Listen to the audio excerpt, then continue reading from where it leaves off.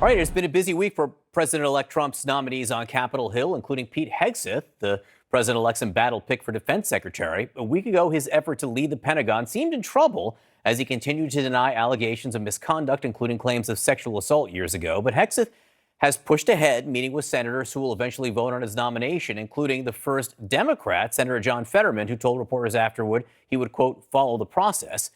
Meanwhile, we also have new reporting involving Robert F. Kennedy Jr., the president-elect's choice for Health and Human Services Secretary. While Mr. Trump has praised the polio vaccine as, quote, the greatest thing, we learned that an advisor to Kennedy, an attorney named Aaron Siri, is seemingly an opponent of the vaccine. 2 years ago, Siri asked the FDA to revoke approval for the polio vaccine on behalf of a nonprofit that challenges the safety of vaccines and mandates. The FDA told CNN today it is still reviewing the petition. Just a quick historical note here. For generations, polio was an often crippling and sometimes deadly virus to anyone who caught it, especially children. For parents, every outbreak was a living terror. The polio vaccine put an end to that nightmare. But now, regardless of what the president-elect says praising the polio vaccine, a vaccine skeptic is set to run HHS, which oversees the FDA. And the New York Times is reporting that this attorney, Aaron Siri, who has called for the FDA to stop authorization of the polio vaccine, is helping Kennedy review candidates for top jobs at HHS. More now on all these developments from CNN political analyst and New York Times senior political correspondent Maggie Haberman. Maggie, happy Friday night to you. I want to start with Hegseth. You had reporting a while back that President-elect Trump had grown tired of hearing all the negative stories about him and was poised to move on. But what's changed his mind? Sure, John, I think it's still true that he was tired and is tired of negative stories. And what changed was a couple of things. One was Trump could not find a single person in his orbit or even really outside of it who liked this idea of making Ron DeSantis, the governor of Florida, the defense secretary choice. So, and it was not, we're going to drop Hegseth and going to look for a bunch of other people. It was Hegseth or DeSantis at that point. And so Trump was persuaded, also after a call from Pete Hegseth, to let Hegseth go out and see if he could fight his way past some of these stories. After Hegseth was announced, after a bunch of these cabinet appointees were announced, or nominees were announced, they were not permitted to go on television, and that essentially left them with their hands tied behind their back. In the case of Hegseth, it had been basically a death or near death by 1,000 cuts. There had been just one negative headline after another alleging problematic behavior across a broad spectrum. Trump told Hegseth, fine, go out and fight, and let's see if we can get past this. Hegseth gave an interview to Megyn Kelly, his mother, who had written him a 2018 email describing him as behaving poorly toward women over a long period of time, also gave an interview. And you saw this movement, most significantly, John, this conservative, now MAGA movement, really, really activated online, on digital ads, making a target specifically of Senator Joni Ernst of Iowa to try to get her to a yes.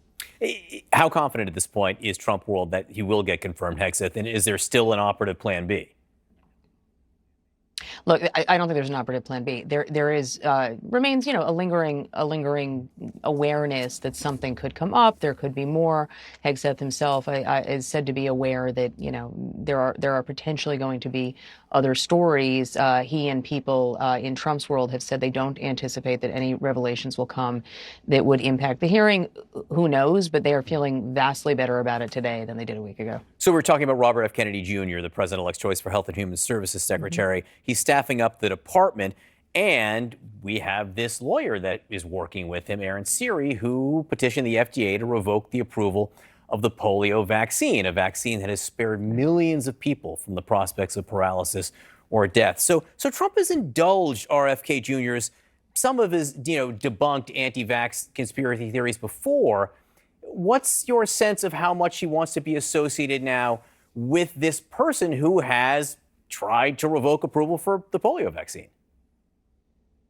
Well, I don't know how much Trump necessarily wants to be associated with Siri. Certainly RFK does. Trump is giving RFK pretty broad latitude here. He has given him a lot of rope, so much so that a bunch of people in Trump's world and outside it have been a little surprised at how much leeway RFK is getting, not just in terms of Health and Human Services, but, pushing his daughter-in-law to be the deputy director of the CIA, for example, and he is weighing in various ways in this government. Trump is also a vaccine skeptic, at least in terms of childhood vaccines and when children get them. We have heard him say this over time.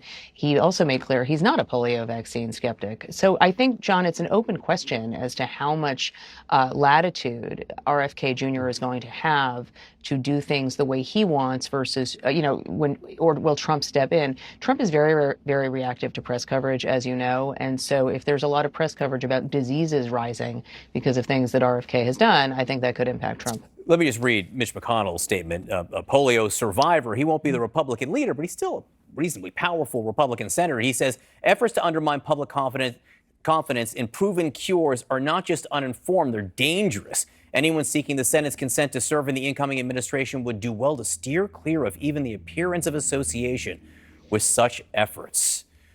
So I do wonder, inside Trump world, if there's any concern that Mitch McConnell may get in the way of RFK, or try to, of RFK's nomination. Look, there's a lot of concern within Trump world about senators in general trying to raise issues during RFK's confirmation hearings, even if people eventually vote for him. I think there's a number of issues that will come up in questioning. Mitch McConnell is clearly signaling that that is going to be one of those questions. RFK Jr. is historically pro-choice. That's been another issue of concern for some of Trump's supporters on the conservative right. So there's a number of issues, and for some Republican senators, there's a number of issues that are going to come up already. And this just becomes another one, to your point, that sort of pokes at certain senators. Dr. Hood, it's great to see you again. So what goes through your mind? What goes through your mind when you hear that someone involved with staffing HHS has called for the government to revoke the polio vaccine's approval? Well, here's the big worry, John. This kind of anti-vaccine rhetoric is part of a larger coordinated disinformation campaign. And the consequences we're now seeing. We've had not only an increase in measles outbreaks, as was just reported, from 4 to 16 from 2023 to 2024. We've had a 5-fold rise in pertussis, otherwise known as whooping cough. And now there's polio that's been reported in the wastewater in New York State in 2022. And I'm not only, we've been talking about COVID vaccines for years now. I not only make vaccines, but I'm also a pediatrician, and I've taken care of children with congenital rubella syndrome. So the MMR, the R part stands for rubella. It's devastating, right? It's microcephaly, it's cataracts, it's horrific heart disease and pneumonitis. I've taken care of kids with pertussis. It's called whooping cough because the Bordetella pertussis bacterium literally destroys the airways with a toxin, and the child, in desperation to catch some oxygen, gives a big whoop of inspiration.